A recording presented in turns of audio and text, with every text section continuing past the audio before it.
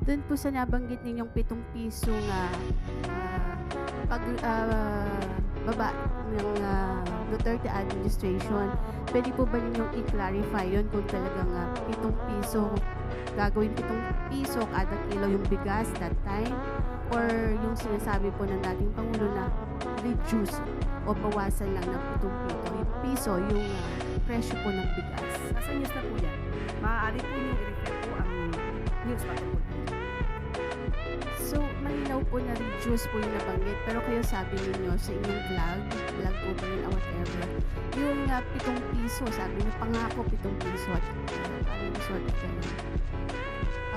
Puwede po bang linawin lang natin yun para hindi naman na pagmula ng Vlog? fake news. Sa vlog po ba? Napanood ko sa Hindi po yata yun nabanggit sa press briefing. po, hindi po sa press briefing. Parang you're talking